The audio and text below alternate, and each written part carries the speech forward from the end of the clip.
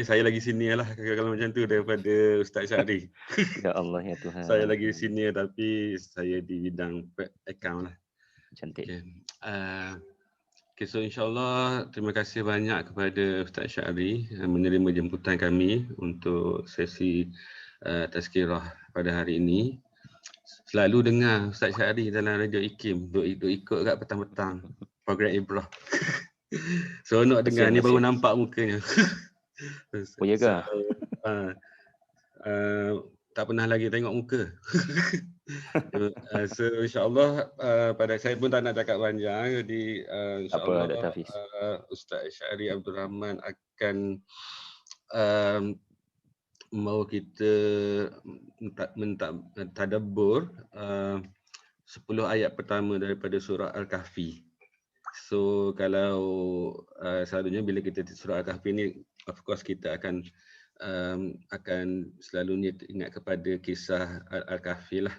Jadi tapi insya-Allah Ustaz akan bawa kita. Tadi saya cuba mencari asbab nuzul lah surah Al-Kahfi ini, antaranya adalah apabila golongan Quraisy menanyakan kepada Rasulullah tentang cerita surah Al-Kahfi ini. Jadi Rasulullah memohon kepada Allah supaya diberikan jawapan, tapi selepas sehari tak dapat jawapan, Rasulullah jadi sedih. Rasulullah jadi sedih. Jadi selepas berapa hari, tak silap saya 15 hari lebih kurang yang saya baca tadi, baru Allah menjawabkan dan menenangkan Rasulullah bahawa Allah akan memberi. Jadi perlu kita memohon kepada Allah Subhanahu Wa Taala untuk segala-galanya dalam kehidupan kita ni. Memang kita memerlukan kepada pertolongan Allah Subhanahu Wa Taala. Jadi kita pun dah tahu Ustaz Syahri ni kita punya ex graduate, lepas tu dah mempunyai sarjana Al-Quran dan Sunnah daripada UKM. Tadi saya dah sebut doktor, insya-Allah selepas ni ada PhD ada PhD-nya. So jadi saya pun tak mau masa. Jadi kita akan beri kepada Ustaz lebih kurang 1 jam lah lebih kurang, atau lebih kurang macam tu. Lepas tu setengah jam lagi tu untuk kita sesi soal jawab. Jadi saya serahkan kepada Ustaz lah untuk meneruskan kita punya tazkirah tadabbur 10 ayat pertama daripada surah Al-Kahfi. Terima kasih Dr. Hafiz Majdi. Terima kasih Dr. Nur Arfifah. Assalamualaikum warahmatullahi wabarakatuh. Bismillahirrahmanirrahim. Alhamdulillahi rabbil alamin. Wassalatu wassalamu ala rasulillah wa ala alihi wa sahbihi wa barik wa sallim. Subhanaka la ilma lana illa ma 'allamtana innaka antal alimul hakim. Wala haula wala quwata illa billahil aliyil azim. Yang saya hormati seluruh para pensyarah kuliah ekonomi, juga semua para kaki tangan di kuliah, juga turut sama barangkali para pelajar ataupun tuan-tuan puan-puan. Alhamdulillah hari ini saya diberikan amanah oleh pihak penganjur untuk berkongsi tentang apa yang sepatutnya kita fahami mengenai permulaan surah Al-Kahfi yang merupakan surah yang ke-18 dalam Al-Quran, mengandungi 110 ayat, 1577 kalimah dan 6360 huruf. Saya sebut nombor ni sebab di hadapan saya pakar-pakar dalam bidang ekonomi barangkali suka dengan angka-angka, maka saya kongsikanlah. Surah Al-Kahfi merupakan surah daripada 5 surah dalam kategori tahmid. Surah yang bermula dengan Alhamdulillah. Dalam Al-Quran kita ada surah Al-Fatihah juga mula daripada Alhamdulillah. Ya, kita juga ada surah iaitulah surah Sabah dan surah Fatir yang juga bermula dengan Alhamdulillah. Dan jangan lupa kita juga ada surah Al-An'am dan surah Al-Kahfi. Jadi hari ini kita akan memahami beberapa perkara penting di essence daripada suratul Kahfi. Pertama sekali, sebelum saya masuk kepada 10 ayat pertama, kita perlu ketahui penamaan sesuatu surah itu bukan dilakukan oleh para ulama. Ya benar, ada yang para ulama berikan nama mereka, ada yang Rasulullah sallallahu alaihi wasallam memberikan nama, ada yang para sahabat memberikan nama. Kadang satu surah ada sampai 5 nama, sampai 10 nama, seperti surah Al-Fatihah sampai ada 10 nama. Namun surah yang ada di dalam mushaf kita, di dalam mushaf Al-Quran ini, yang tertera padanya nama-nama surah, jumhur para ulama menyatakan itulah nama-nama yang dinamakan sendiri oleh Allah Subhanahu wa taala. Allah Taala yang Maha Bijaksana memberikan nama. Sebagaimana Allah memberitahu pada Nabi Adam nama-nama makhluk, wa 'allama Adam al-asma', maka Al-Quran ini juga Allah bahagikan kepada 114 tema. Allah Ta'ala membahagikan Al-Quran, kitabullah, kepada 114 isu ataupun 114 maudhu' ataupun isu. Dan Allah Ta'ala bukan sekadar menjadikan setiap isu itu dengan penjelasan yang bersesuaian. Ada isu perlu 3 ayat sahaja. Ada isu perlukan 286 ayat, macam suratul Baqarah. Ada isu memerlukan 110 ayat. Tetapi itulah jumlah ayat yang memadai bagi menyampaikan maksud daripada isu berkenaan. Suratul Kahf, namanya daripada Allah. Jadi nama ini dikaji oleh para ulama menunjukkan apakah the essence ataupun konten besar kepada surah Al-Kahf. Baik, tuan-puan yang saya hormati, dulu saya di UiA sempatlah belajar sedikit dalam sarjana muda dalam bahasa Arab. Jadi kita diberitahu apakah beza perkataan Al-Kahfi dengan Al-Ghar. Kalangan tuan-puan, kalangan doktor semua mungkin ada yang banyak terdedah dengan bahasa Arab. Jadi di sana, di dalam Al-Quran, Allah Ta'ala sebut ada Al-Ghar yang juga gua, ada juga perkataan gua, iaitulah Al-Kahf, Al-Kahfi, kalau majrur lah. Jadi apakah bezanya? Sebenarnya ada beza. Quran ni sangat kaya dengan perkataan.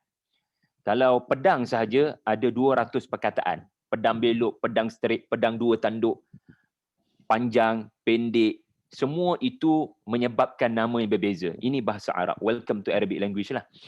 Juga unta ataupun kuda, ya, kuda saja ada lebih daripada 50 perkataan. Dalam Quran saja Allah Taala guna kuda wal adiyat, kadang Allah sebut kuda al khail, kadang Allah sebut kuda sebagai as-safinat, al jiyad.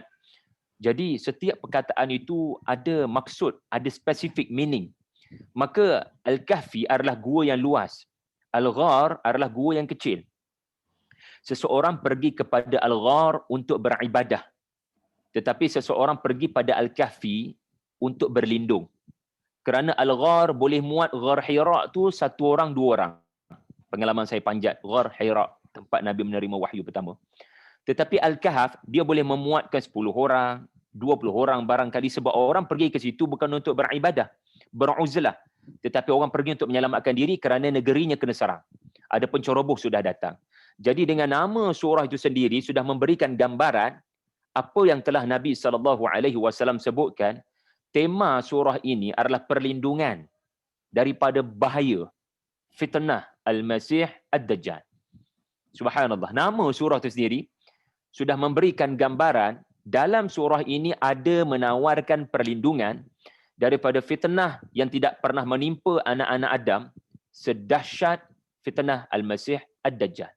Terima kasih Rasulullah SAW kerana memberitahu berita berkenaan. Maksudnya apa? Berita gembira. Iaitulah berpadalah pada anda untuk membaca 10 ayat pertama bagi melindungi diri anda daripada fitnah Al-Masih Ad-Dajjal. Tetapi nama surah ini bukan hanya terbatas pada kisah pemuda Al-Kahf.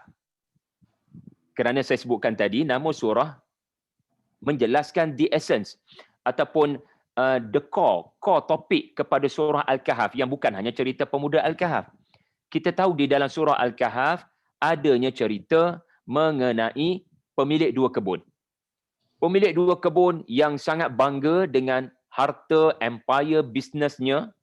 Namun sesungguhnya ya, kekayaan itu tidak boleh memberikannya perlindungan daripada azab Allah. Kekayaan seseorang ma aghna anhu maluhu wa ma kasaba. Harta yang mewah tidak boleh menyelamatkan seseorang daripada azab Allah bila datang. Dan ternyata apa yang berlaku kepada pemilik dua kebun berkenaan, dia mempertingkatkan kekayaannya tetapi tidak mempertingkatkan spiritualnya, keimanannya, kesyukurannya.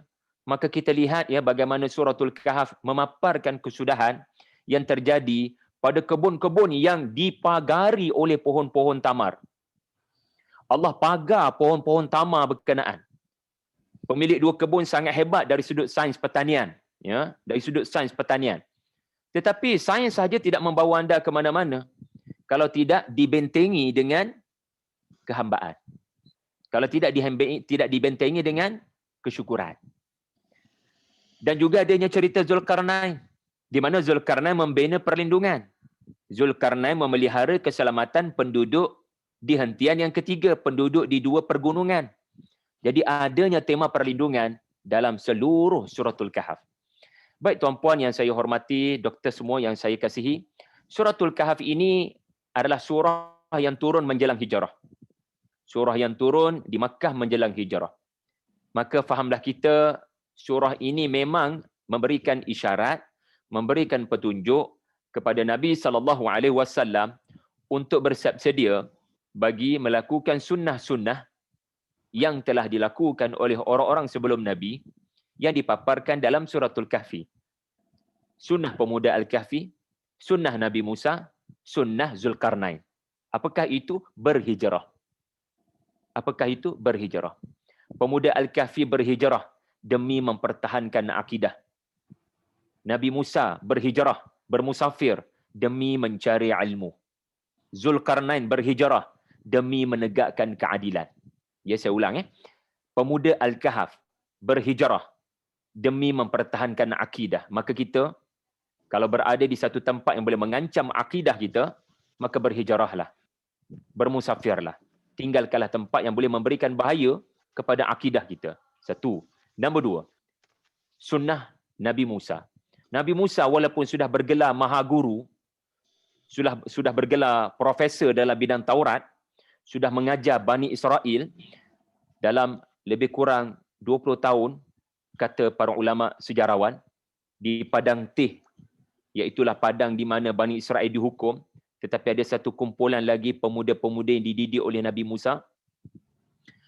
Selepas begitu lama baginda berjuang membebaskan Bani Israel di Mesir, selepas berjuang begitu lama mendidik Bani Israel, boleh saya katakan 40 tahun dalam karier pendidikan, 40 tahun dalam karier mendidik, tetapi itu tidak menyebabkan baginda sombong dan tidak boleh terima bila Allah perintahkan cari orang yang lebih berilmu daripada kamu. Iaitulah Khadir, Nabi Khadir di pertemuan dua lautan. Baginda bermusafir untuk mencari ilmu, berhijrah untuk mencari ilmu. Dan akhir sekali Zulkarnain.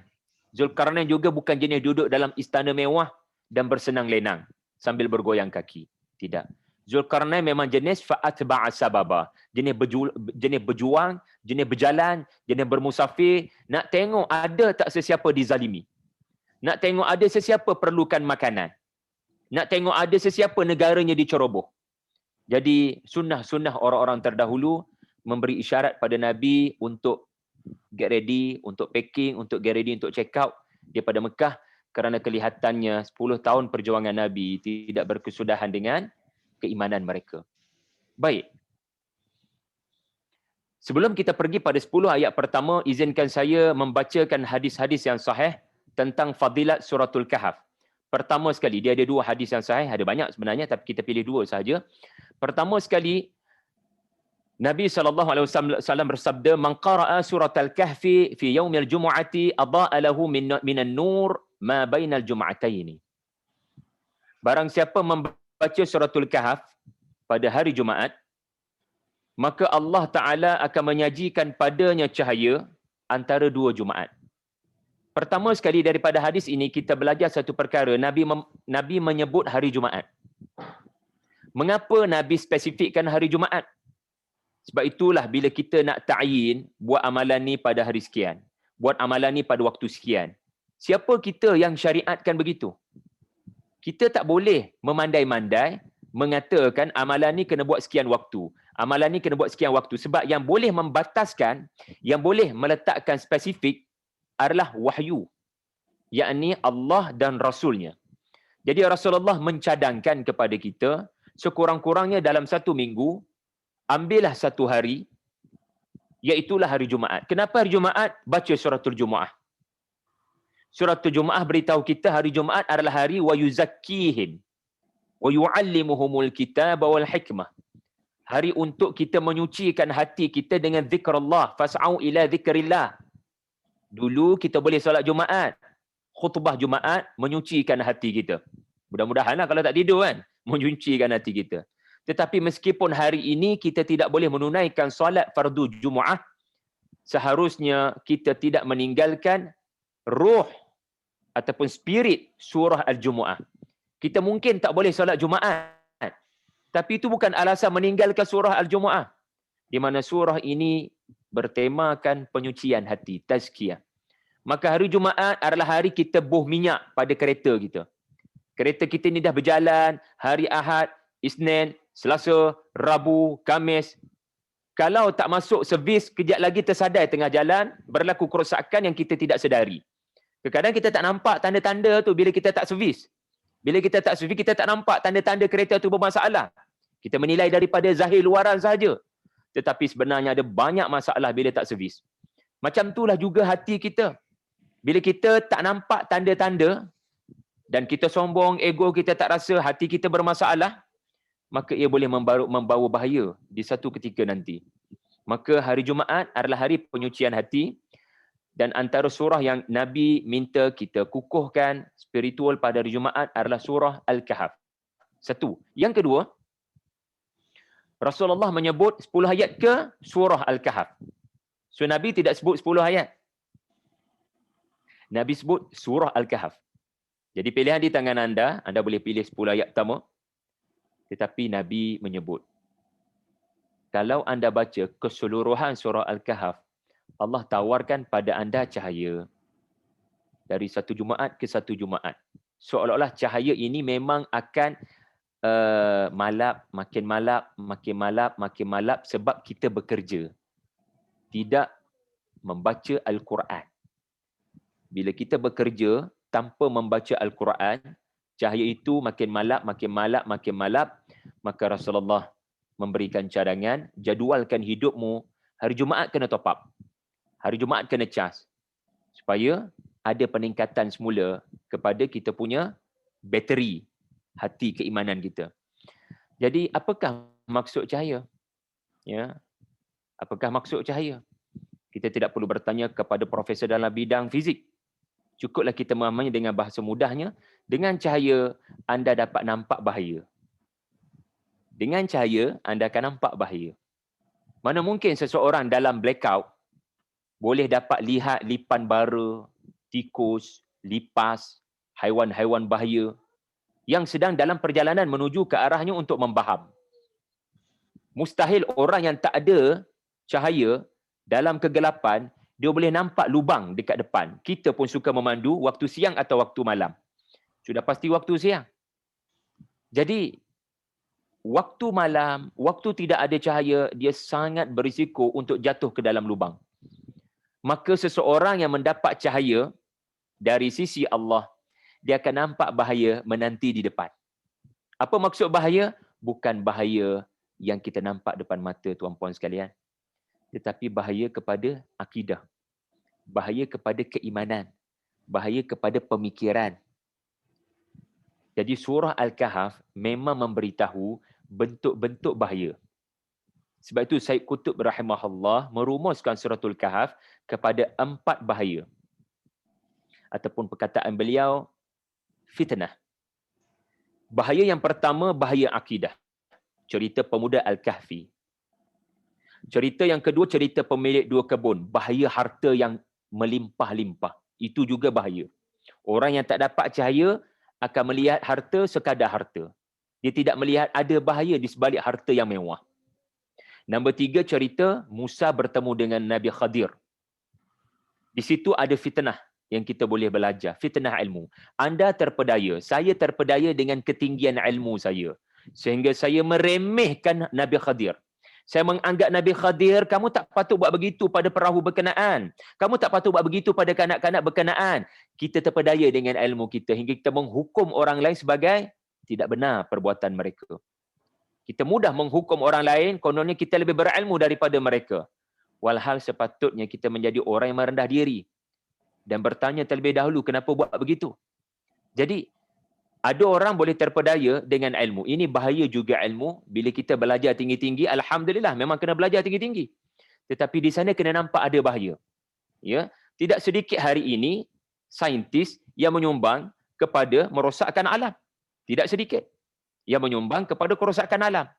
Menggunakan penemuan-penemuan terbaru mereka bukan untuk mengatasi sakit, bukan untuk membawa manusia kepada kemakmuran, tetapi sebaliknya menimbulkan kecelakaan kepada manusia. Chemical weapon, ya, biological weapon, semua perkara-perkara ini sedia dimaklumi lah ya, tuan-tuan sekalian. Kita kena tanya rakan-rakan kita di Kuantan yang mahir dengan biologi ini. Okey. Dan yang keempat adalah fitnah pemerintahan. Bahaya dapat kuasa. Dapat kuasa ni agak berbahaya. Sangat berbahaya. Seseorang boleh berada dalam kegelapan, terpedaya dengan kuasa politik, pemerintahan, jawatan. Jadi berjaga-jaga.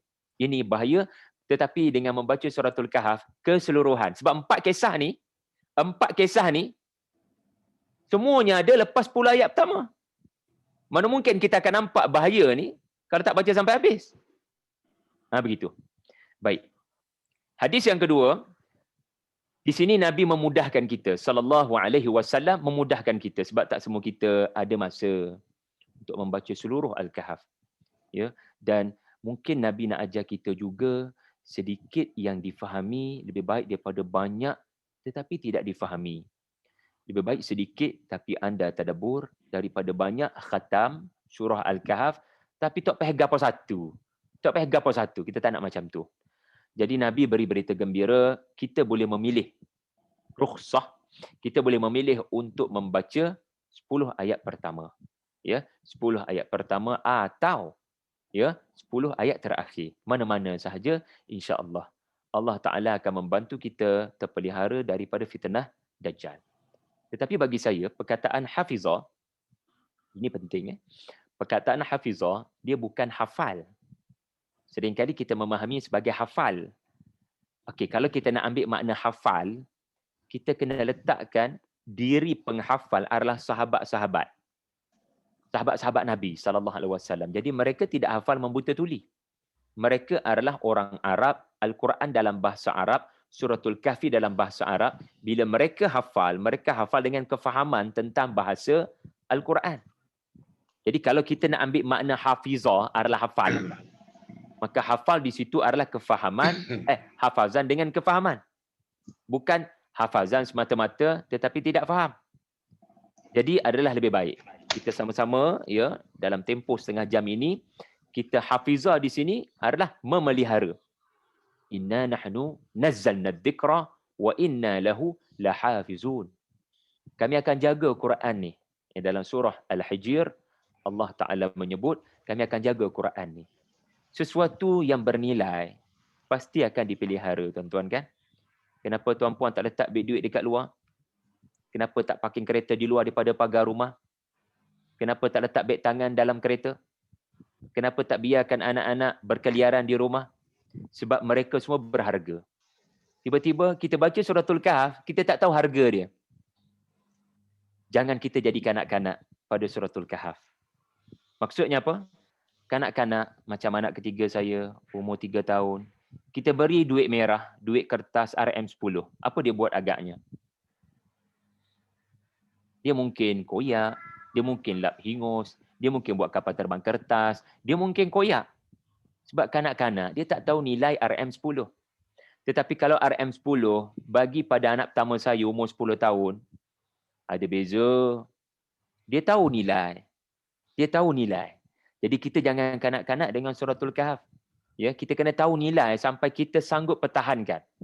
Kita sanggup pertahankan. Rasulullah sallallahu alaihi wasallam bersabda, seandainya Dajjal itu di hadapan matamu, maka bacalah ke atasmu, ke atasnya 10 ayat pertama suratul Kahf. Asimakum. Allah Ta'ala akan pelihara kamu. Depan muka Dajjal, kalau Dajjal muncul suatu hari nanti, itu adalah pertahanan yang paling kuat. Subhanallah.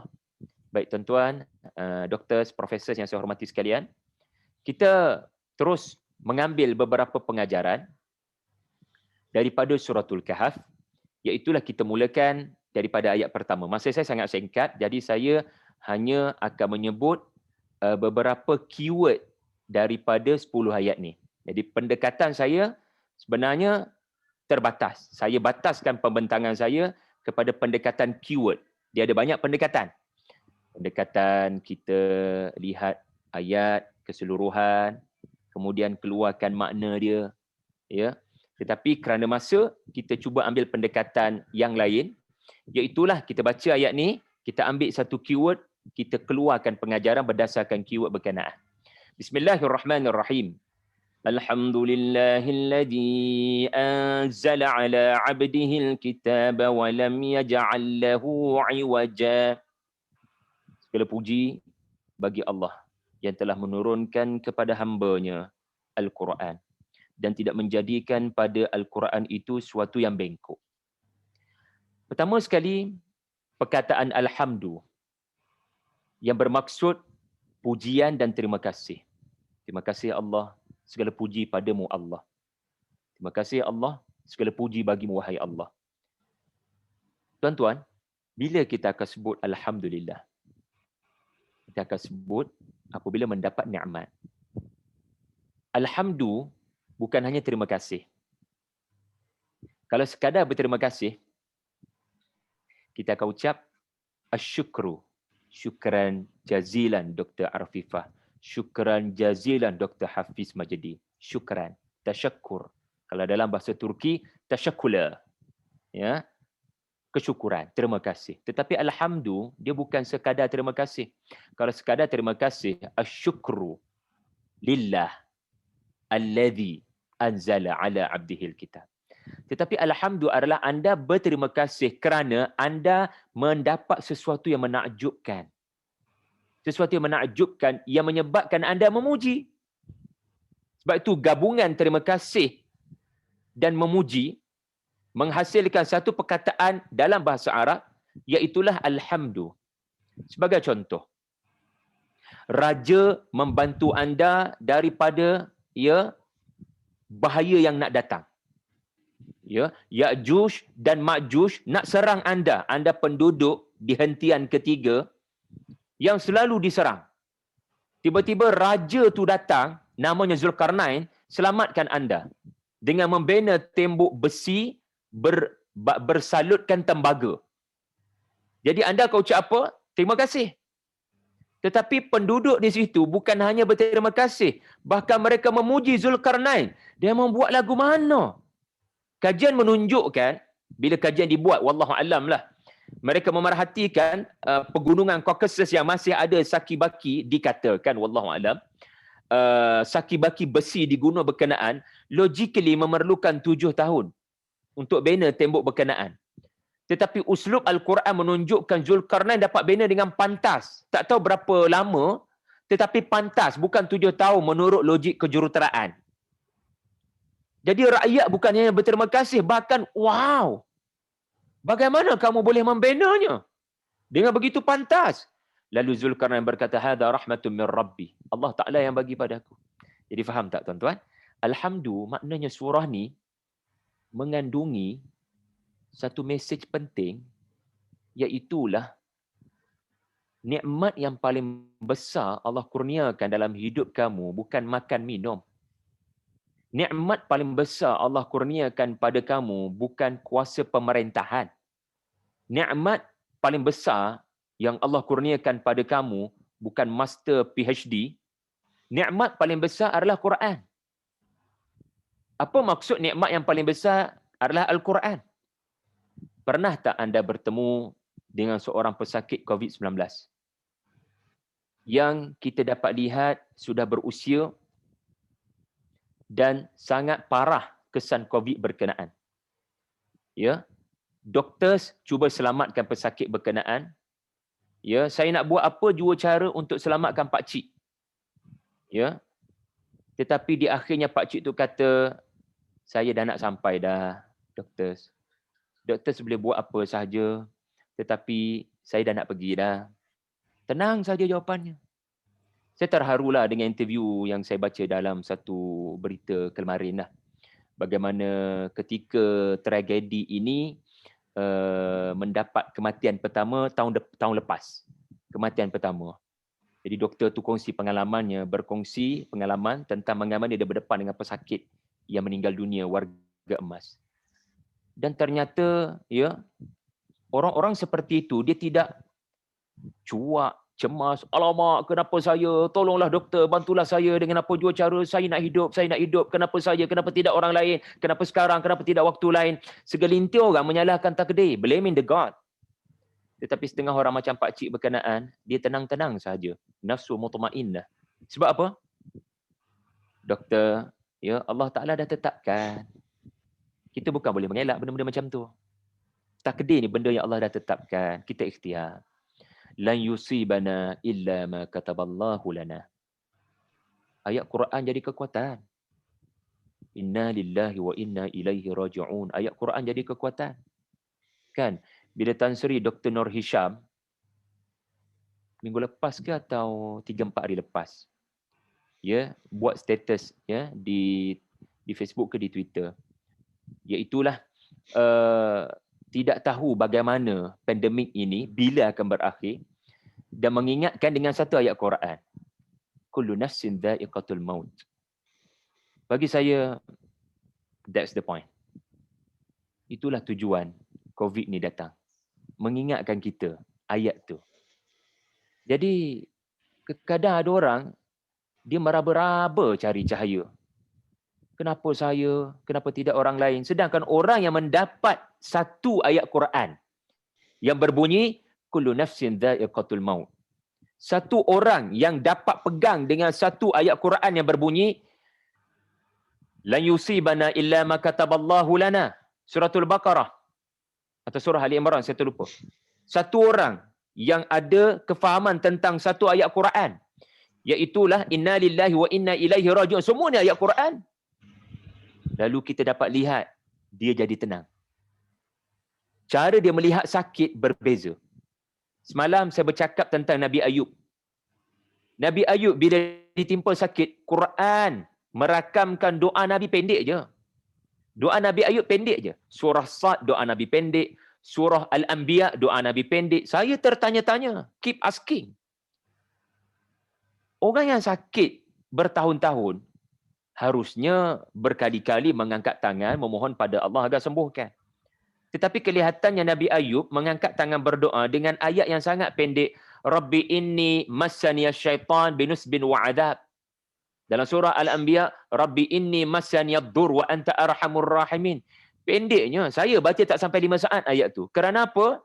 Nabi Ayub nak ajar kita mengeluh, meluah ni biar pendek. Bersabar tu kena panjang. Cara pandang musibah. Terima kasih Nabi Ayub. Ajar kita. Cara pandang musibah. Cara memandang pandemik. Inilah anugerah paling besar Allah kurnia pada orang beriman. Orang beriman tidak melihat pandemik hanya dengan penjarakan sosial, menutup, memakai pelitup muka. Orang beriman tidak melihat sekadar itu. Orang beriman akan melihat sebagaimana Nabi SAW bersabda dalam Sahih Bukhari, فَيَمْكُثُ فِي بَلَدِهِ صَابِرًا مُحْتَسِبًا يَعْلَمُ أَنَّهُ لَا يُصِيبُهُ إِلَّا مَا كَتَبَ اللَّهُ لَهُ إِلَّا كَانَ لَهُ مِثْلُ أَجْرِ شَهِيدٍ. Nabi bantu kita ada cara pandang. Nabi bukan menghuraikan apa-apa melainkan Quran. Kita belajar perkara tu. Nabi sebut dalam hadis ni perkara yang menghuraikan Quran. Apa dia? An'amta alaihim. Siratal ladina an'amta alaihim. Starting dia alhamdulillahi rabbil alamin. Endingnya adalah siratal ladina an'amta alaihim. Kita puji Allah atas sebab apa? Kenapa kita puji Allah? Sebab dikurniakan pada kita Quran. Alif lam mim dzalikal kitab la raiba fih. Quran inilah an'amta alaihim. Nikmat paling besar kau kurniakan pada Nabi Ibrahim. Ibnu Abbas menyatakan ketika nak dihumban ke dalam api, ketika nak dihumban ke dalam api. Ibrahim, remaja, seorang diri, tak ada talian hayat.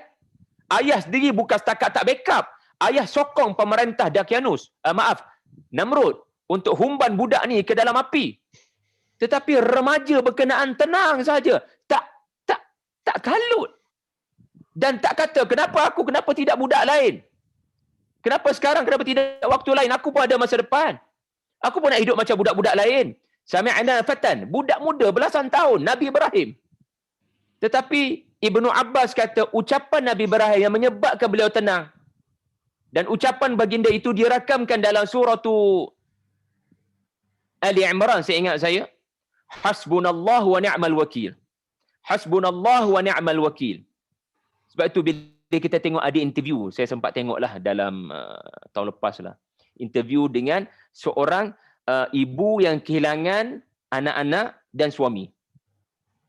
Tetapi tenang sahaja sebab apa? Hasbunallah wa ni'mal wakil. Kemarinnya dia kehilangan semua anak tu sekelip mata satu malam akibat daripada tembakan daripada Basharul Asad, yang rejim. Ucapannya adalah hasbunallah wa ni'mal wakil sampai menunjukkan satu jari ke langit. Hasbunallah wa ni'mal wakil. Hasbunallah wa ni'mal wakil.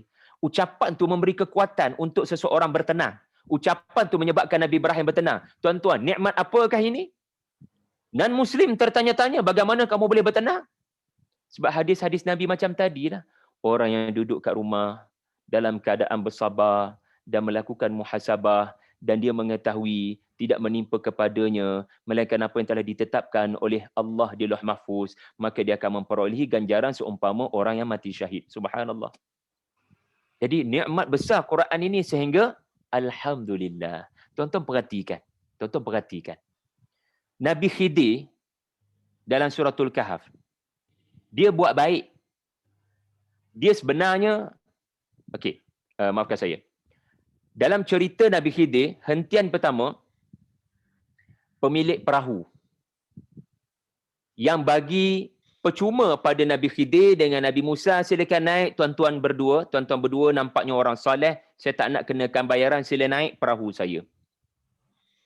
Bayangkan anda owner kepada perahu berkenaan, menumpangkan dengan percuma kepada dua orang tetamu naik ke dalam perahu anda. Terima kasih owner, terima kasih kerana tumpangkan kami dengan percuma. Tiba-tiba anda buat baik, tetapi dibalas dengan perahu anda dirosakkan. Perahu anda dirosakkan oleh Nabi Khidir. Apa perasaan anda? Mata pencarian anda sekelip mata hilang. Di musim pandemik apatah lagi, sekelip mata hilang. Tapi ada orang tenang-tenang saja. Sebab apa? Kenapa Nabi Khidir tenang-tenang saja? Kenapa owner tu tenang-tenang saja? Dia tahu Nabi-Nabi ni datang bawa rahmat, bukan nak bawa kecelakaan. Aku tahu mesti ada hikmah dia pecahkan perahu aku. Tenang saja. Yang kedua, kanak-kanak. Bayangkan ibu bapa benarkan kanak-kanak itu bermain. Tiba-tiba Nabi Khidir bunuh kanak-kanak berkenaan kerana perintah Allah. Apa salah kanak-kanak tu? Tak buat apa-apa pun. Lalu dibalas dengan kematian, keburukan. Tetapi ibu bapa berkenaan tenang-tenang sahaja sebab apa? Dia tahu perbuatan Nabi Khidir ada sebab walaupun berat hati nak terima. Walaupun berat hati nak terima kehilangan anak. Macam Nabi Yaqub lah. Berat hati nak terima. Tetapi baginda tidak pernah melafazkan perkataan-perkataan yang sangka buruk pada Allah. Jadi, ibu bapa berkenaan tahu tindakan Khidir bukan tindakan dia. Tindakan Khidir adalah tindakan yang dia dapat daripada perintah Allah. Lalu Khidir bagi tahu, 20 tahun lagi anak ini akan usaha gigih memurtadkan ibu bapanya. Akan membawa bukan setakat ibu bapanya, masyarakat sekeliling kepada tughyanan wa kufra, kezaliman dan kekufuran. Maka Allah berkehendak untuk beri kebaikan kepada dua ibu bapa ini dengan ganti dengan anak lain yang lebih baik, dan kebaikan pada kanak-kanak itu sendiri untuk tidak melalui takdirnya. Maknanya pengetahuan Allah dari masa depan. Allah tahu masa depan dia akan memilih kekufuran, maka kematian itu berlaku lebih awal supaya bila mati kanak-kanak dia ke syurga. Jadi tuan-tuan nampak ya, ada orang buat baik dibalas jahat. Hentian pertama. Ada orang tak buat apa-apa dibalas dengan keburukan, kematian. Hentian ketiga, Nabi Khidir buat baik. Tapi tak ada sebarang penghargaan. Tapi itu semua tidak menjadi masalah besar bagi anda sebab kekuatan anda adalah ayat-ayat Allah. Sebab itulah ya Al-Quran adalah nikmat yang paling besar. Alhamdulillah. Ya. Kemudian kita pergi pada ayat 2. Ya, saya akan berhenti pukul 11 dan akan buka ruangan soal jawab, jadi boleh marking awal-awal kalau ada soalan, insya-Allah. Kita lihat pula ayat 2. Banyak sebenarnya kalimah saya tinggal pada ayat 1 tu. Ya, sebab belajar bahasa Arab dulu di UiA menyebabkan setiap perkataan tu berharga bagi saya. Sangat berharga. Tetapi tak apalah tuan-tuan, kita jadikan sesi ini mencetuskan keinginan untuk belajar lagi. 10 ayat pertama. Ya. Ayat yang kedua kita dapat lihat firman Allah Subhanahu wa taala, qayyiman liyundhira ba'san shadidan min ladun wa yubashshiral mu'minina alladhina ya'maluna as-salihati anna lahum ajran hasana.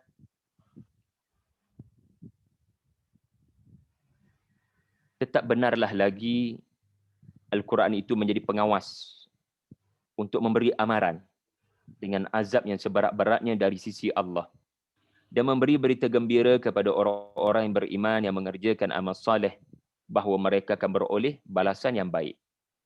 Di sini perkataan penting adalah qayyiman. Perkataan penting adalah qayyiman. Kerana dengan mengetahui qayyiman, anda akan dapat tahu makna mustaqiman. Surah Al-Fatihah.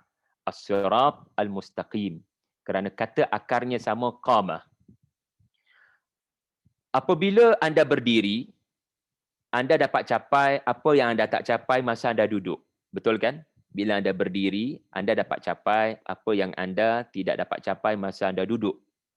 Laqad khalaqnal insana fi ahsani taqwim. Kata akar yang sama dengan qama. Allah ciptakan manusia dengan takwim, dengan potensi dan bakat yang menyebabkan dia boleh capai sesuatu yang susah dicapai oleh orang yang tak nampak bakat dan potensi.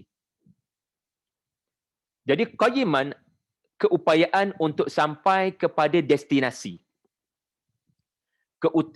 Kemampuan untuk sampai kepada destinasi. Baik, untuk faham, kita tengok 3 cerita dalam suratul Kahf. Di mana destinasi pemuda-pemuda Al-Kahfi adalah keselamatan daripada Daqyanus. Mereka mesti cari satu tempat, satu lokasi yang boleh menyelamatkan mereka daripada Daqyanus. Kerana Daqyanus telah berkata, yarjumukum au yu'idukum fi millatihim. Mereka akan merejam orang-orang yang beriman. Jadi, para pemuda terpaksa melarikan diri. Dalam fikiran mereka, kita kena lari ke negara orang. Kita kena lari ke negeri orang. Kita kena merentas desa, merentas sempadan, dan barangkali berpuluh kilometer kita kena rentas. Barulah kerajaan zalim ini tidak akan buru dan tidak akan jumpa kita. Tetapi Allah Ta'ala kata, kau nak tahu destinasi kau? Kau nak tak tempat yang selamat daripada Daqyanus? Itu depan rumah korang. Ada satu gua. Fa'u ilal kahf. Gua tu. Perhatikan makrifah pada ayat 16 berkenaan. Fa'u ilal kahf. Ada makrifah. Allah Ta'ala tak kata fa'u ilal kahfin. Pergi pada mana-mana gua. Allah Ta'ala kata fa'u ilal kahf. Sebab apa? Gua tu. Gua makrifah. Gua yang korang ada pengetahuan tentang gua berkenaan. Ramai orang pernah pergi ke sana. Dulu-dulu untuk perlindungan. Pergi ke sana. Subhanallah, kadang kita sangka rahmat Allah tu jauh. Tetapi depan rumah kita je. Tengok Nabi Ayub. 17 tahun katanya menderita sakit kulit. Wallahu a'lam. Tiba-tiba Allah kata, selepas baginda berdoa, urqud birijlika hadha. Depan rumah je hadha. Depan rumah saja kau hentakkan kakimu, air sejuk akan keluar, maka mandilah dengan air berkenaan dan minumlah surah Sad. Depan rumah je. 17 tahun. Rupanya dia punya rawatan dekat depan rumah je. Allah Ta'ala jadikan rahmat kepada Nabi Ayub. Tak payah susah-susah nak pergi cari vaksin jauh-jauh, padahal vaksin tu ada depan rumah je. Ya, Ada dekat depan rumah tu je. Dia punya rawatan kepada sakit. Subhanallah. Tengok macam mana. Sebab tu kita kata bukan sekadar terima kasih atas nikmat Allah bagi rawatan, tetapi cara Allah bertindak untuk bagi rawatan itu melayakkan Allah disebut Alhamdulillah. Ajaib. Bagaimana dalam gua, tempat yang sangat keras, yang tak logik orang boleh tidur sampai 4, 5, 6 jam. Sekarang, dia orang boleh tidur bukan 8, 9, 10 jam, tetapi 300 darab 300 tahun, darab 365, darab 24 jam. Anda boleh kira sendiri. Tidur lena. Tak ada bantal Das Abdul pun. Tak ada sofa daripada IKEA pun. Boleh tidur lena. Tak bangun-bangun. 300 tahun. Dan mereka rasa satu hari je. Subhanallah. Ajaib. Cara Allah bertindak. Memberikan destinasi kepada pemuda Al-Kahfi. Kita tengok kisah yang kedua. Anda sangka destinasi anda jauh lagi. Walhal anda dah lalu dah. Dan anda dah duduk dah kat situ. Tapi anda tak perasan itu destinasi anda. Kat situ Nabi Khidir akan ada. Tapi anda tak perasan, anda tak jumpa tanda. Anda pun meneruskan perjalanan. Sampai ke RNR yang kedua. Barulah anda perasan, ada tanda-tanda menunjukkan, ceritanya panjang, tuan-tuan baca Suratul Kahf, Nabi Musa patah balik. Kalau tadi, destinasi dekat depan rumah je. Bukannya berpuluh kilometer daripada lokasi anda. Sekarang, destinasi anda adalah anda kena patah balik. Anda kena patah balik. Kadang kita ni, ya, selalu sangat ya bercita-cita tinggi. 2021, ya, kita akan banyakkan guna digital, kaedah pengajaran dengan digital. Kita akan ada azam. Kita ada azam untuk PhD lagi 3 tahun, doakanlah ya, doktor-doktor semua. Kita ada azam itu ini. Tapi kita lupa nak undur ke belakang. Undur ke belakang. Sebab dengan undur ke belakang, kau akan dapat rahmat. Rahmat Allah di pertemuan dua lautan tu bila kau undur belakang. Ada hikmah Allah rakamkan Nabi Musa undur ke belakang. Fartadda ala atharihima. Baginda tengok balik jejak-jejak baginda. Sebab apa? Kadang kita kena fikir balik. Di sebalik kegairahan merancang masa depan, kau tinggalkan apa di belakang? Apa yang kau tinggalkan di belakang? Adakah kau tinggalkan kepada anak cucu cicitmu sesuatu yang menyebabkan mereka boleh kekal beragama selepas kematianmu? Ada tak kau muhasabah amalan-amalan yang telah kau lakukan kemarin, semalam, seminggu lepas? Fartadda ala atharihima qasasa. Nabi Musa undur ke belakang, melihat balik jejak-jejak dia. Di situ ada falsafah tu. Bukan saja-saja Allah Ta'ala rakamkan. Dan di hentian yang pertama tadi, siapa yang mengganggu? Syaitan.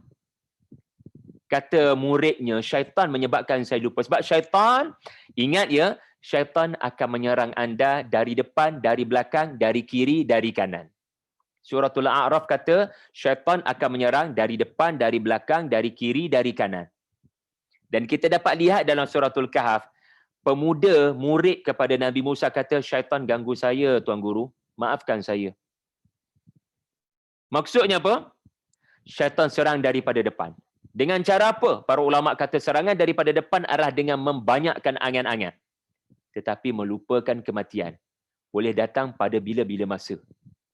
Gairah merancang ke depan, lupa kematian. Kita kaum muslimin mesti ada wawasan. Mesti ada vision. Kita kena ada target. Kita kena ada KPI.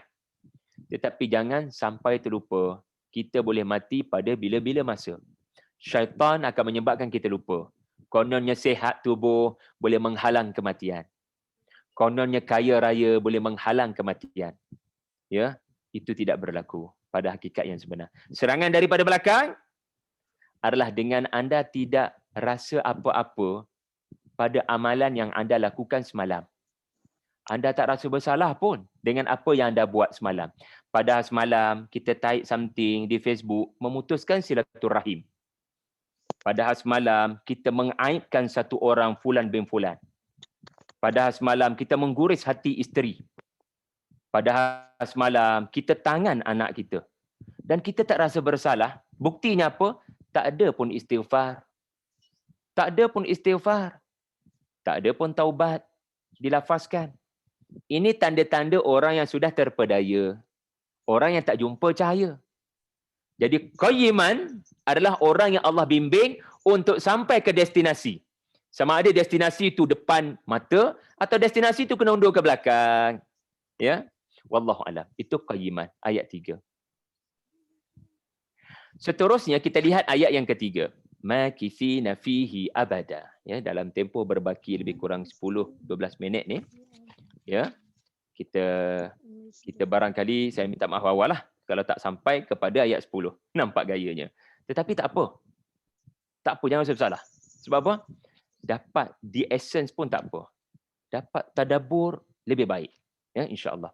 Sekarang Allah Taala berfirman, makithina fihi abada. Berita gembira kepada orang yang meminta petunjuk daripada Allah agar sampaikan dia kepada destinasi. Apa destinasi? Apakah maksud destinasi? Ya Allah, berikanlah aku kekuatan untuk sampai ke destinasi. Kalau pemuda-pemuda Al-Kahfi, destinasinya adalah rahmat Allah yang bernama Gua Al-Kahf. Kalau Nabi Musa, destinasinya adalah pertemuan dua lautan. Kita, apa destinasi kita? Sampai kita kena berdoa dengan ayat 10, Rabbana atina min ladunka rahmah. Sampaikan kami ke tempat kami boleh dapat rahmat. Maka destinasi kita adalah syurga. Ayat yang ketiga, makithina fihi abada. Itulah ultimate purpose perjuangan kita. Kita nak masuk ke syurga, syurga Firdaus. Sebab apa? Sebab Nabi didik kita, bila kamu meminta syurga, mintalah syurga yang paling tinggi, syurga Firdaus. Dan menariknya, ya, permulaan suratul Kahf menyebut tentang destinasi syurga, akhiran suratul Kahf, penghujung suratul Kahf, muka surat terakhir suratul Kahf, iaitulah ayat 107.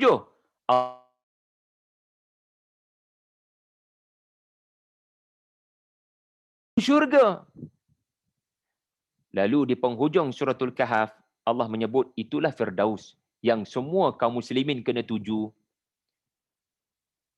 Innal ladina amanu wa amilus salihat kanat lahum jannatul firdausi nuzula.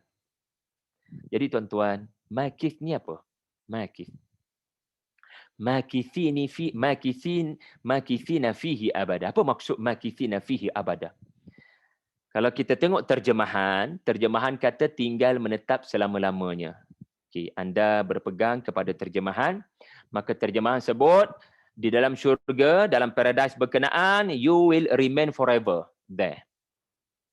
Tetapi kekadang terjemahan sahaja dia tak membantu tadabbur, dia tak membangkitkan perasaan teruja nak ke syurga. Bukan syurga dekat dunia, nak syurga dekat akhirat. Sebab Dajjal akan datang dengan ini syurga, ini neraka. Nabi berpesan, pilihlah nerakanya, jauhi syurganya. Sebab syurganya adalah neraka. Nerakanya adalah syurga. Yang menyenangkan daripada Dajjal adalah membahayakan akidahmu. Yang menyusahkan daripada Dajjal, itu yang terbaik untuk keimananmu. Subhanallah. Jadi biar kita bijak sana, jangan bijak sini. Ya, jangan sekadar bijak sini tak bijak sana, biar nampak akhirat. Lalu apakah makna makithina? Dia bukan khalidina. Kalau khalidina yang tu ada di penghujung suratul Kahf, iaitulah pada ayat yang ke-108. Khalidina, mereka kekal di situ, tidak berpindah randah. Tetapi makithina dia lebih hebat daripada khalidina. Kerana kalau anda duduk di satu tempat, yang boleh berlaku adalah bosan, betul tak? Siapa suka PKP? Tak semua orang suka PKP. Tak semua orang suka stay at home. Kerana kalau tempohnya berlanjutan, orang boleh tertekan. Kan? Bila duduk di tempat yang sama, seseorang boleh rasa aku bosan. Tetapi Allah Ta'ala kata, syurga bukan dunia. Stay at home tak sama dengan stay at syurga. Di syurga anda akan mengalami makasa. Ya, saya tak nak hurai asal usul perkataan Makassar di Nusantara ini, tetapi makasa adalah satu tempat yang anda berada dan anda sangat berdebar menunggu kedatangan nikmat. Untuk mudah faham, kita letakkan diri kita di tempat pemuda-pemuda Al-Kahf. 6 orang. Yang ketujuh pergi mana? Pergi beli roti. Pergi beli makanan. Kita tahu kan kisah pemuda Al-Kahf, bila orang bangun daripada tidur, mereka semua sangat lapar. Lalu diutuskan 1 orang. Mana boleh pergi 7 orang? Kejap lagi tak ikut SOP. 1 orang lah, baru selamat. Pergi bertujuh buat apa? Tak cerdik orang panggil. Hantar seorang. Lalu seorang tu pergi turun bawah, pergi beli roti. 6 orang ni apa perasaannya dalam gua? Sangat lapar, sangat mendambakan makanan, berdebar tunggu roti gardenia sampai. Berdebar tunggu makanan sampai. Jadi perasaan 6 orang tu adalah makithin. Mereka duduk di dalam tu dengan penuh debaran, rezeki nak datang, rezeki nak datang. Falyatikum birizqin minhu. Falyatikum birizqin minhu. Bawa mari rezeki kita.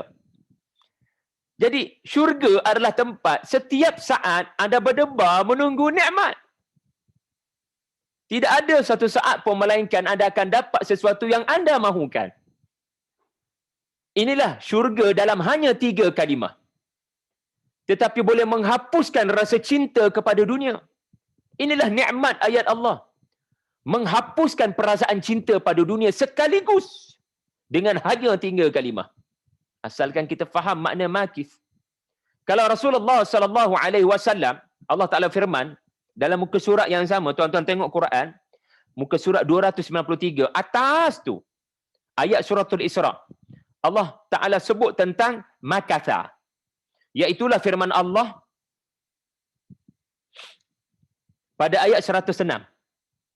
Wa Qur'anan faraqnahu litaqra'ahu 'alan nasi 'ala mukthin. Ada perkataan mukthin yang berasal daripada perkataan makatha yamkuthu mukthan fahuwa mukthin. Maknanya Nabi duduk di satu lokasi berhadapan dengan cabaran daripada orang-orang kafir Quraisy dan Nabi tak boleh nak jawab. Betul tak suratul Kahf macam disebut oleh Dr. Hafiz tadi? Nabi berdepan dengan soalan dan Nabi sangat mendambakan jawapan. Tapi jawapan tak turun-turun. Hari pertama Jibril tak turun, hari kelima Jibril masih tak turun. Padahal Nabi dah berjanji tapi tak sebut insya-Allah yang esok hari Nabi akan jawab persoalan mereka. Persoalan tentang apa? Persoalan tentang pemuda Al-Kahf, persoalan tentang Zulkarnain, persoalan tentang Ar-Ruh. Tapi Nabi tak dapat terima sebarang wahyu. Perasaan Nabi di situ pada waktu itu disebut ala mukthin. Nabi berdebar tunggu wahyu, please, saya sangat-sangat mahukan wahyu untuk jawab dakwaan Quraisy. Jadi itulah syurga. Anda sangat mendambakan kereta itu, beg tangan ini, kecantikan itu, kekayaan ini, semuanya datang. Dan anda selalu berdebar, apa lagi akan datang? Apa lagi akan datang? Allah akan menyajikan apa-apa saja menimbulkan berahi. Kata Al-Quran. Ya. Segala yang anda akan lihat, qurratu a'yun, kata suratul Sajdah. Memang mata anda gairah. Bila anda tengok sesuatu barang yang menyebabkan mata anda lama tengok. Contohnya apa? PS5. Oh, lamanya tengok. Contohnya beg tangan Carlo Rino. Oh, lama tengok. Ataupun produk terbaru nak keluar. Ya, anda katakan ada peluang ya pergi shopping nanti tak ada PKP. Apa produk menyebabkan mata anda tengok lama, itu bermakna qurratu a'yun. Anak baru lahir, kenapa dinamakan qurratu a'yun? Bahkan dinamakan qurratu ainin. Sebab baby, tuan-tuan, tak ada orang kata menyampah, tak ada. Baby bila baby bercakap lah dah. Baby ni mana ada orang tak akan kata comel, sedap mata memandang, seronok nak cubit pipi. Sebab apa? Allah jadikan pada bayi berkenaan dan Allah jadikan pada satu-satu objek ataupun barang-barang ada nilai yang menyebabkan seseorang itu terpana matanya melihat. Jadi itulah syurga. Soalan, kenapa Allah Ta'ala sebut syurga di permulaan suratul Kahf? Kerana itulah destinasi sebenar orang beriman. Orang beriman akan berada di akhir zaman. Akan diganggu oleh Dajjal dengan agenda-agenda kesenangan. Kalau anda follow saya akan beri anda punya tanah yang kering kontang akan jadi sawah padi. Ingat ya hadis di mana Rasulullah menyebut Dajjal boleh membawa turun hujan. Lalu bagaimana cara anda memandang perbuatan Dajjal berkenaan? Dia boleh menghidupkan orang mati. Wow. Lalu apa bezanya dengan Nabi Isa yang juga mendapat gelaran Al-Masih? Dajjal juga bernama Al-Masih. Dan kelihatan sama. Tak sama. Nabi Isa bila menghidupkan orang mati akan bertakbir Allahu Akbar walitukabbir Allah. Nabi Isa bila makanan turun daripada langit, iaitulah detik sebelum baginda diangkat naik ke langit, adalah siapa? Baginda akan bertakbir mengingatkan Bani Israel, mengingatkan Hawariyun, ini bukan kuasa saya, ini kuasa Allah. Saya hanyalah hamba-Nya yang berdoa. Tetapi Dajjal akan berkata, ana rabbukumul a'la. Fahasyara fanada faqala ana rabbukumul a'la. Aku Tuhan kalian. Maka orang beriman faham kenapa Nabi sebut buta mata sebelah. Rasulullah sebut Dajjal sifat fizikal adalah buta mata kanan. Maka kita mengiyakan apa Nabi kata. Jangan takwil selagi tak ada dalil. Jangan kata ia menunjukkan falsafah mata sebelah, melihat sesuatu dengan tidak pada hakikat. Dajjal kalau Nabi kata buta mata kanan, memang butalah mata kanan. Tetapi itu tidak menghalang untuk kita juga memahami agenda si buta mata kanan ini. Iaitulah dia membawa agenda untuk anda menilai sesuatu dengan hanya sebelah mata. Maksudnya apa? Maksudnya apa? Wah, hebatnya dia boleh mendatangkan air hujan. Wow, hebatnya dia. Hebatnya dia. Dia tu hebat, dia tu hebat, dia tu hebat. Lupa musabab, bergantung dengan asbab. Hebatnya dia, hebatnya dia. Dan ini berlaku pada pemuda-pemuda Al-Kahfi pada ayat 21. Para ulama huraikan. Apabila mereka dibangunkan daripada tidur. Ceritanya panjang, akhirnya seluruh rakyat jelata kagum. Ya, saya tak ada masa nak cerita pasal apa berlaku pada si pembeli roti. Utusan yang diutuskan oleh 6 orang kawan tadi. Tetapi direngkaskan seluruh rakyat jelata dapat tahu urusan mereka. Inilah nenek moyang kita. 300 tahun lepas kita sudah mengenang mereka sebagai syuhada. Kita sudah mengenang nama-nama mereka dan kita letak pun frame gambar-gambar diorang sebagai arwah syuhada. Sekarang ni depan mata kita diorang hidup. Hebatnya diorang. Ni masalahnya. Bila perkataan yang keluar adalah hebatnya diorang. Lupa mereka nak sebut hebatnya Allah menghidupkan diorang. Anda bergantung pada asbab, anda lupa pada musabab. Sebab tu Rasulullah sallallahu alaihi wasallam dididik. Am hasibta anna ashabal kahfi war raqim kanu min ayatina ajaba? Am hasibta? Kau sangka cerita pemuda Al-Kahfi itu paling ajaib? Aku Allah boleh buat sesuatu lebih ajaib daripada itu. Jadi jangan jadi netizen yang kagum dengan batang tubuh makhluk. Kerana hanya dikurniakan karamah. Sebab tu lepas surah Al-Kahfi surah apa? Lepas suratul Kahfi surah apa? Surah yang memberikan peringatan, yang menghuraikan ayat 4, suratul Kahf. Surah Maryam. Wa yundhira alladhina qalu ittakhadallahu walada. Surah Maryam adalah teguran keras, amaran keras kepada kumpulan manusia yang mengatakan Isa itu kerana kehebatan kuasanya, wow, boleh tahu makanan yang disimpan dalam rumah, boleh berjalan di atas air, boleh mengatasi penyakit sopak, penyakit yang doktor tak boleh rawat, Isa boleh rawat, bahkan boleh menghidupkan orang mati, menghidupkan tanah liat berbentuk burung, jadi burung yang terbang. Wow, wow, wow. Wow manusia bukan pada Allah. Wow manusia pada Nabi Isa. Yang tu mereka anggap Isa anak Tuhan. Ma'adallah. Lepas tu Allah tegur pemilik 2 kebun. Ada seorang sahabat tu, kalau anda baca cerita pemilik 2 kebun, sahabat kepada pemilik 2 kebun yang kaya raya tu tegur dia apa dia? Tegur dia apa dia? Bila kamu masuk ke kebun, sepatutnya kamu sebut apa? Ayat 39. Sepatutnya kamu sebut qul tamasya Allah. Jangan duk kata hebatnya teknologi sains pertanian saya, hebatnya para pekerja saya, ana aktsaru min kamalan wa azzu nafara. Kau tengok aku punya teknologi, aku punya kaedah-kaedah saintifik, kau tengok bahagian penyelidikan aku, kau tengok aku punya pembantu asisten aku. Wow.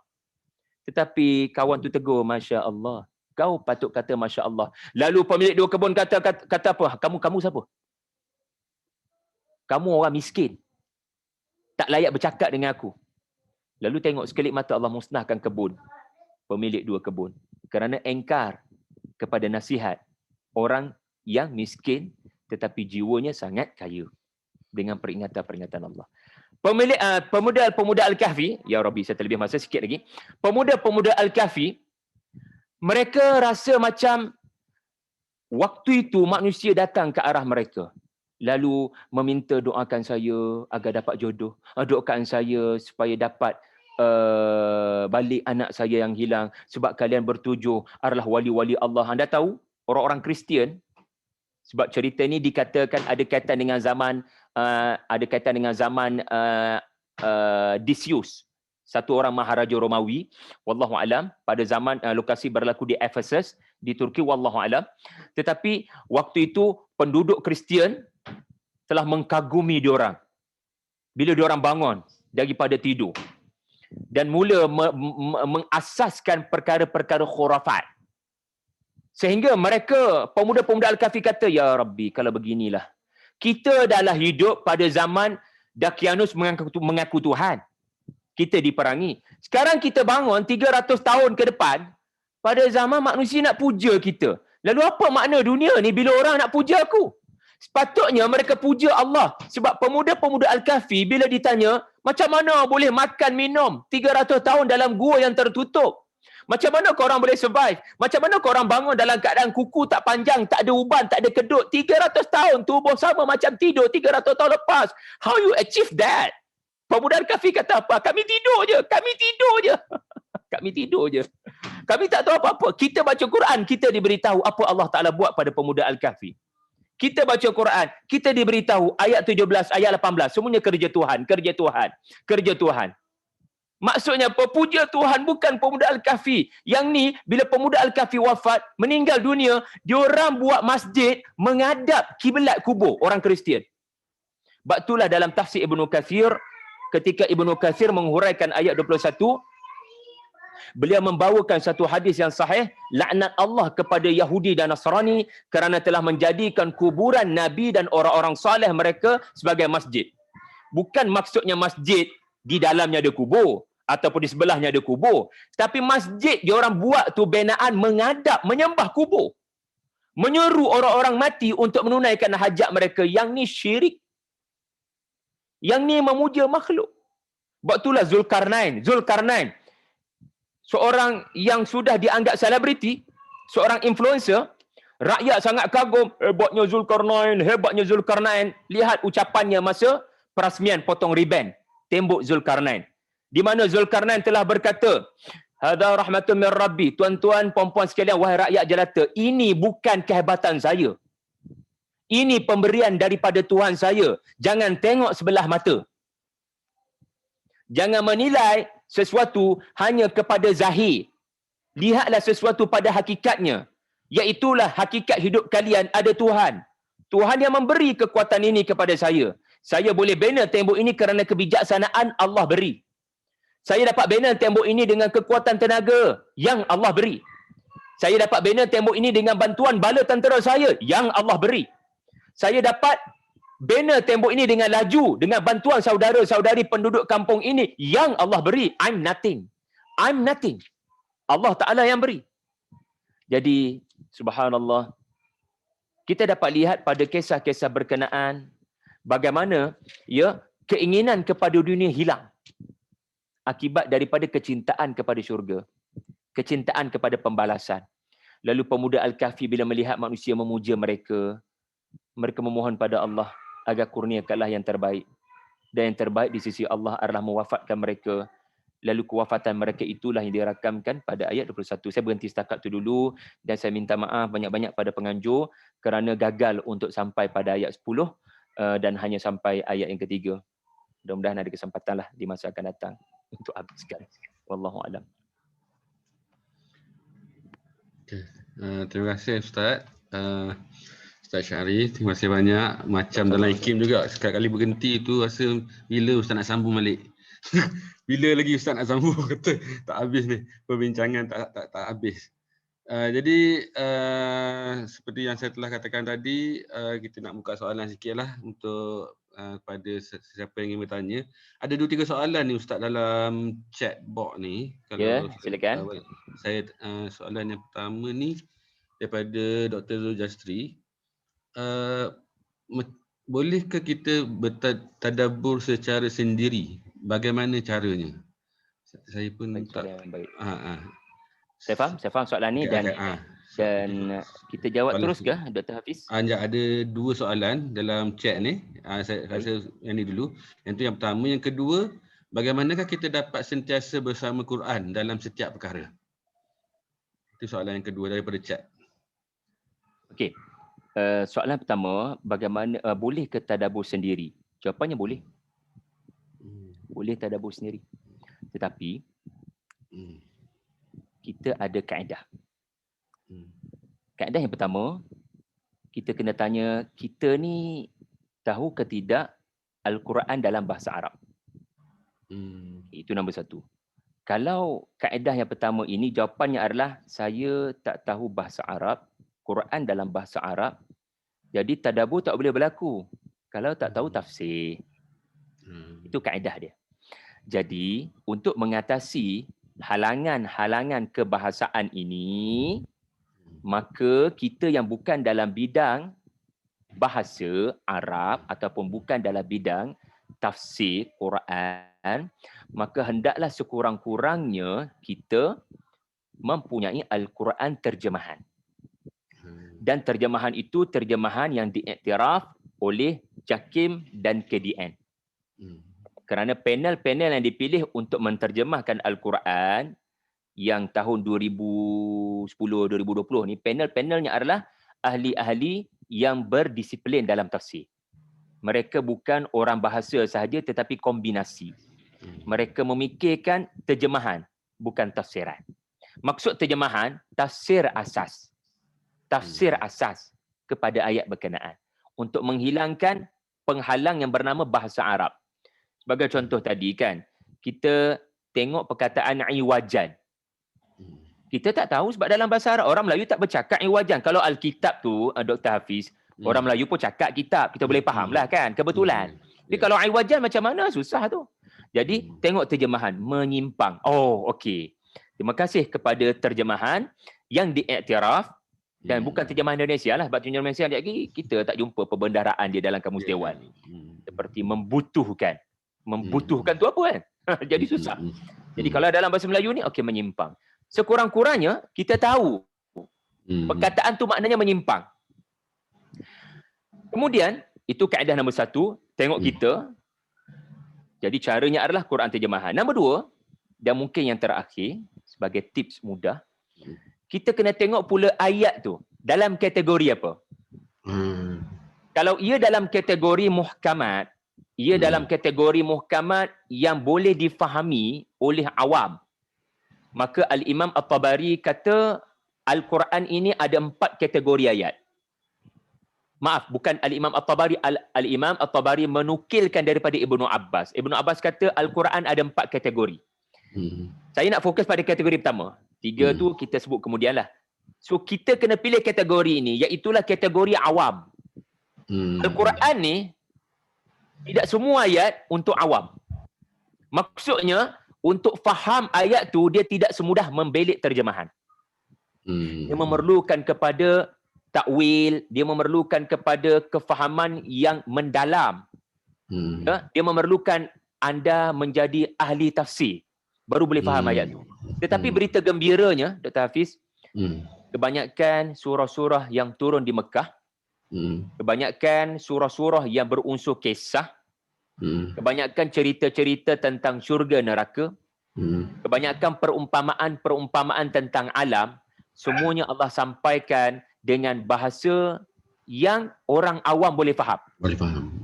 InsyaAllah. Sebagai contoh, wal asri, kita nak baca dah kan surah tu kejap lagi kan. Demi masa. Sesungguhnya semua manusia dalam kerugian. Tengok terjemahan je tu. Kecuali yang beriman, beramal soleh, menyampai dengan kebenaran, menyampai dengan kesabaran. Takkan tak faham lagi? Mesti boleh faham. So orang awam pasti boleh mengamalkan ayat ini, iaitulah untuk selamat, ya, elak daripada kerugian dekat akhirat. Saya kena jadi 4 sifat. 4 sifat tu maknanya saya kena beriman, saya kena beramal, saya kena sebarkan dengan kebenaran dan dengan kesabaran. Jadi itu lebih baik, ya, iaitulah kita letak 2 kaedah itulah insya-Allah. Kemudian daripada Encik Suhaimi, bagaimana kita dapat sentiasa bersama Al-Quran? Bagi saya lah, wujudkan 3 mindset berikut. Ada 3 K. K yang pertama, kegelapan. K yang kedua, kesejukan. Kesejukan pula dah. Kegelapan. Kesakitan. Maafkan saya, kesakitan. Ya. Dan yang ketiga adalah kelaparan. 3K ni. Sebelum kita buka Quran, kita kena wujudkan 3K berikut. K yang pertama adalah kegelapan. Ya Allah, saya dalam kegelapan. Walaupun rumah saya tak pernah blackout. Saya dalam kegelapan. Berikanlah saya cahaya. Maksudnya apa? Right things to do. Bukan just doing the things right, kan? Bukan sekadar buat benda yang betul, bukan sekadar buat benda mengikut prosedur yang betul, tapi apa benda patut saya buat sebenarnya? Apa yang patut saya buat sebenarnya? Jadi itulah Quran akan beri kita petunjuk dan cahaya. Dia panggil the true north. Kalau kompas tu the true north, ke arah mana patut saya buat, ke arah mana patut saya pergi sebenarnya. Ya. Nombor 2, saya dalam kesakitan Allah. Ada sesuatu yang sakit dalam tubuh saya. Mungkin bukan penyakit, tetapi hati saya sakit. Berikanlah rawatannya. Berikanlah vaksinnya. Ya, berikanlah syifa. Berikanlah penawar. Berikanlah. Al-Quran bukan sekadar merawat sakit tubuh seperti ruqyah, tetapi juga merawat sakit yang lebih utama, sakit roh. Sakit roh inilah menyebabkan orang tidak bahagia. Sakit roh lah yang menyebabkan orang boleh jadi barang tidak bertempat. Sakit roh lah menyebabkan orang tertekan sampai depres nak bunuh diri. Sakit roh lah yang menyebabkan isteri dan anak-anak merasakan kepulangan suami sebagai masalah besar di musim pandemik ini. Na'udzubillah. Jadi sakit roh adalah juga bersifat penyakit-penyakit hasad dengki. Sakit roh yang menyebabkan anda tak bahagia rupa-rupanya cemburu dengan orang. Jadi Quran merawat penyakit-penyakit berkenaan. Dan yang ketiga adalah kelaparan. Ya Allah, aku lapar. Bukan aku yang perlukan makanan, tubuh aku, tetapi roh aku perlukan makanan. Saya sebut begini sebab kita tak nak buka Quran hanya kerana bermusim. Ramadan orang buka Quran, kita pun buka Quran. Jumaat orang buka Yasin, kita pun buka Yasin. Jumaat orang buka Kahfi, kita pun buka Kahfi. Masuk masjid je buka Quran. Tak masuk masjid tak buka Quran pula. Bukan bulan Ramadan tak buka pula Quran. Bukan hari Jumaat tak buka Quran. Tapi dengan 3 mindset tadi, kita tahu di mana kelemahan kita, maka insya-Allah kita akan cuba sedaya upaya sekurang-kurangnya 1 muka surat 1 hari, sekurang-kurangnya lah. Ya, atau sekurang-kurangnya sebelum tidur bacalah surah Al-Muluk. Sekurang-kurangnya Quran kita tak tinggal, insya-Allah. Terima kasih Ustaz dengan Dr. Zulkifli. Okey. Terima kasih Ustaz, kita ada masa lagi ni, kalau boleh saya buka pada beberapa soalan lain daripada audience. Kalau ada soalan-soalan yang lain,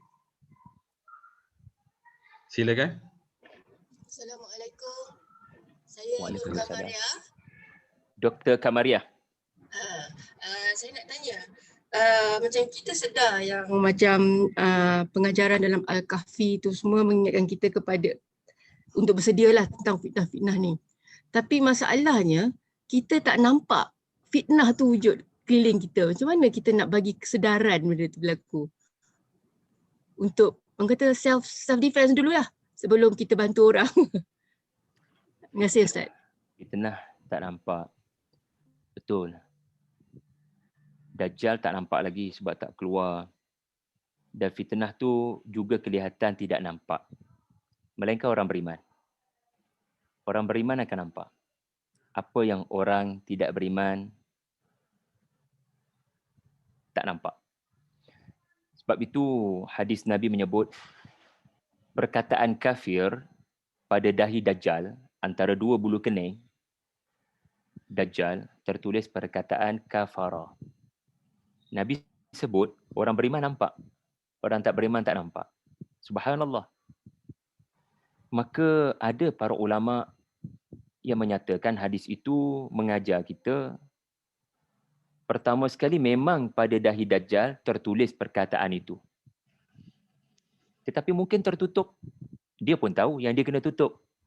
Supaya orang tidak bermudah-mudahan meninggalkan dia. Dan menganggap inilah Dajjal yang dijanjikan oleh Nabi. Tetapi orang beriman, dia tahu Dajjal adalah Dajjal dengan agenda yang dibawa. Memang betul.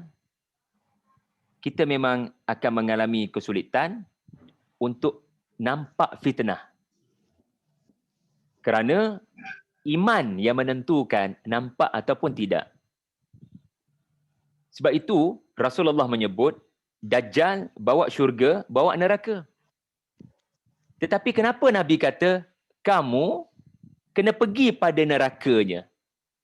Ini menunjukkan memang ramai orang hanya menghukum sesuatu berdasarkan mata kasar. Berdasarkan penilaian dan observasi yang nampak zahir di hadapan mata. Mereka tidak menilai dengan mata hati. Mereka menilai dengan mata kasar.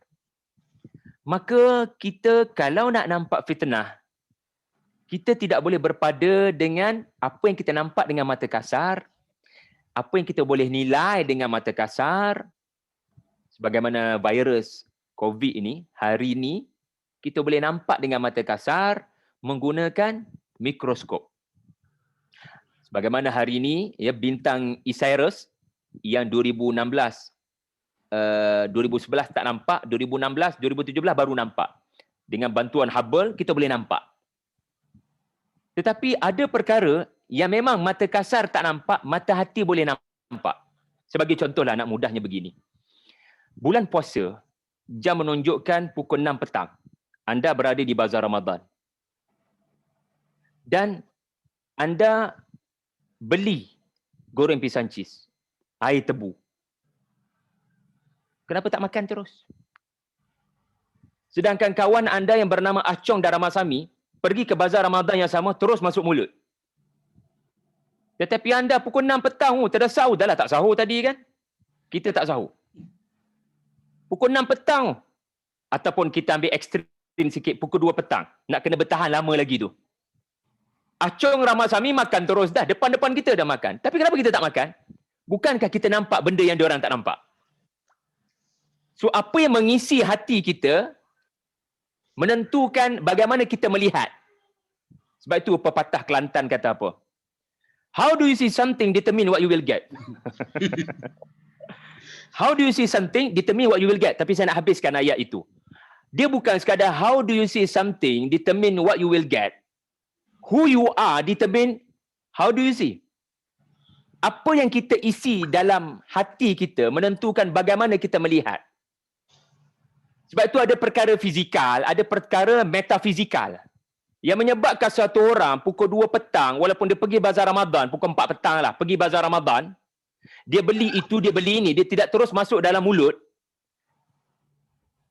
Sebab dia melihat makanan berkenaan dengan inni saim. Dia melihat dengan pesanan Nabi. Orang yang berpuasa dan berkata inni saim. Orang yang berbuka akan diganjari kepadanya syurga. Jadi dia melihat dengan ayat Allah. Sebagai contoh yang kedua, yang bukan cerita bazar Ramadan, cerita Nabi Yusuf. Allah Ta'ala kata Yusuf digoda oleh isteri Al-Aziz, kita namakan Zulaikha. Zulaikha goda tu dalam keadaan Yusuf sangat muda. tak berkahwin lagi. Umur sangatlah 20-an. Yusuf pula jauh daripada ibu bapa, duduk kat overseas. Boleh buat apa sahaja, mak ayah tak tahu. Nombor 3, Yusuf duduk di negara non-Muslim, macam negara Eropah hari ini, yang tidak ada hukum syarak, jauh sekali bertaitan negara Islam.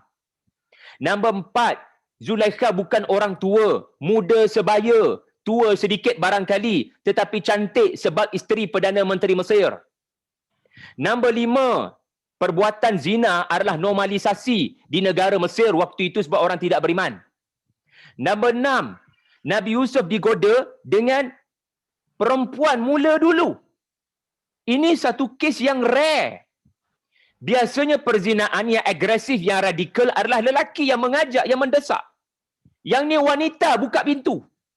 Yang ketujuh, CCTV tak ada, pintu dah tutup, cik abang tak ada, suami tak ada orang akan tahu. Wahai Yusuf, hai talak, mari kemari, aku sudah bersedia denganmu, tidak ada sebarang benang pada tubuhku, ayuh mari kemari. Faktor yang ketujuh, pintu dah tutup, CCTV dah dimatikan, tak ada risiko kantoi. Dan saya tambah yang ke-8, Zulaikha tu majikan dia, bos dia, dan dia adalah pekerja. Wajarkah dia derhaka pada perintah majikan? 8 faktor kita boleh tumbang salah satu.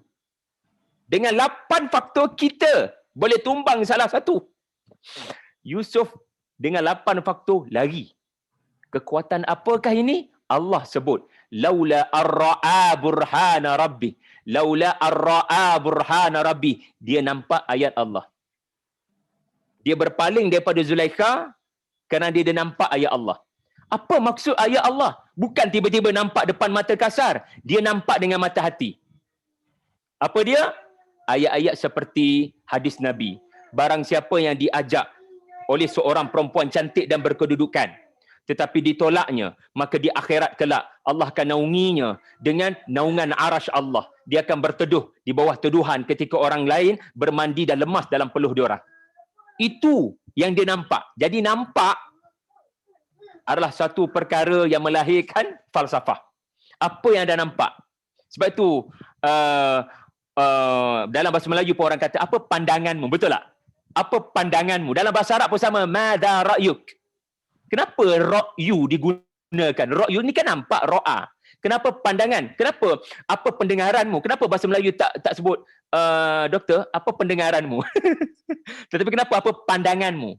Apa pemandanganmu? Jadi, sebagaimana Nabi Ibrahim tanya anaknya, madza tara? Apa pandanganmu? Madza tara?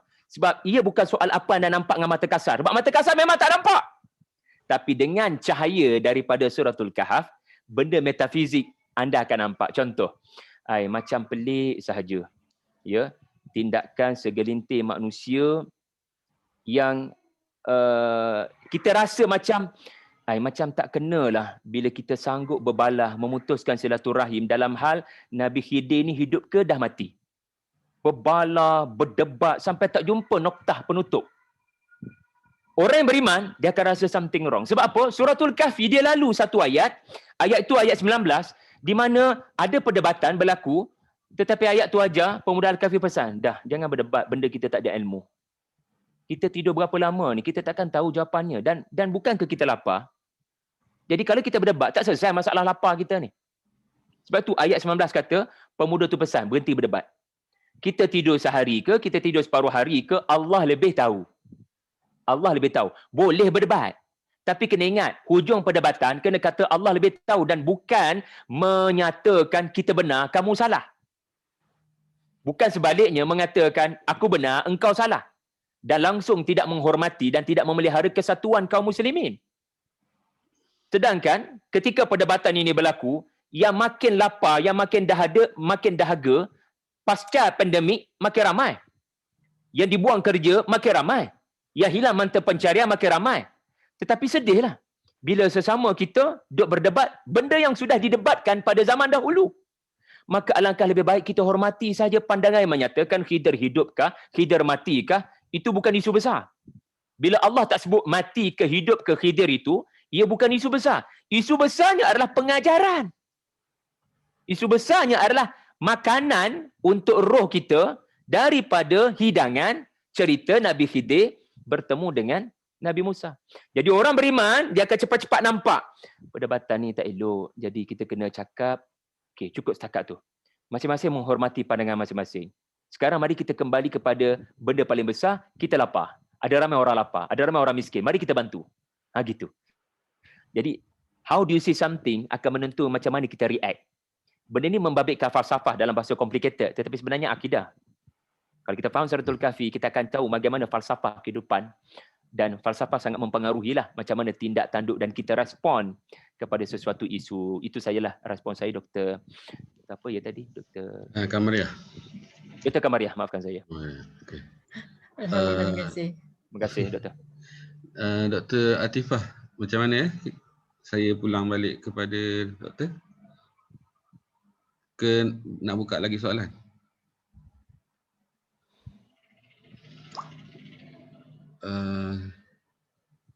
Di chat ada lagi ke Dr. Hafiz? Di chat? Di chat sudah tak ada dah, cuma ada komen je. Dah. Okay, alhamdulillah. Jadi saya rasa memang tak puas sebenarnya dengan Dr. Syahri Abdul ni kalau bercakap ni semacam kalau dengan Laikim lah, dia akan bila lagi lah kita nak sambung. Jadi saya rasa terima kasih banyak kepada Ustaz di atas pencerahan pada hari ini. InsyaAllah kita mungkin akan ada di ruang masa yang lain, InsyaAllah kita boleh bertemu lagi.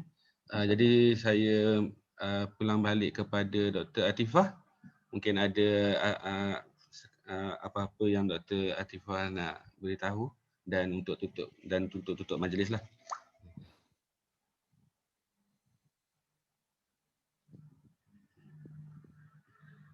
Dr. Hafiz tutup majlis kot. Dr. Afifah dia ada workshop.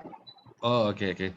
So jadi itu saja untuk yang kita dapat berkongsi pada hari ini dengan Ustaz Syahri Abdul Rahman. So insya-Allah kita mungkin akan ada ruang-ruang masa di masa hadapan. InsyaAllah kita akan bertemu lagi. Saya terima kasih banyak daripada kami Ustaz. Sama-sama Dr. Hafiz, Dr. Artifah dan semua sekali. Terima kasih banyak. Dr. Hafiz. Ya. InsyaAllah saya pun keluar sekejap daripada workshop. Nak ucap terima kasih pada Ustaz Syahri. Terima kasih Dr. Hafifah. Jumpa lagi insya-Allah Ustaz Syahri. InsyaAllah. Sanggup tinggalkan workshop tu. InsyaAllah cadang kalau kita dapat arrange nanti untuk satu Al-Kahfi ke? Boleh Dr. Ustaz Syahri sudi untuk ada sesi dengan kita, saya akan cakap dengan Ustaz. Terima kasih Dr. Okay. Wa antum min ahli al-jaza. Untuk makluman semua partisipan, insya-Allah after this selepas ni saya akan share. Ustaz Syahri dia ada banyak buku-buku tadabbur Quran, I will share in our groups ya. Untuk buku-buku ustaz yang kita boleh start baca. Ada satu buku yang menarik, Membumikan Tadabbur. Itu pun sangat bagus untuk saya start baca juga.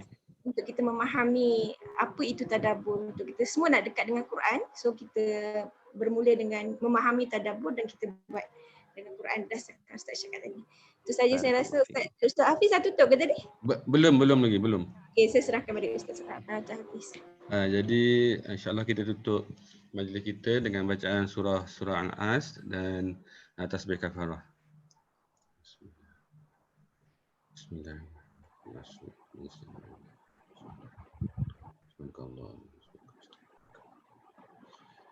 Terima kasih. Assalamualaikum warahmatullahi taala wabarakatuh. Terima kasih sekali lagi kepada Ustaz Syahri. InsyaAllah kita bertemu di masa hadapan. Assalamualaikum warahmatullahi taala wabarakatuh. Assalamualaikum.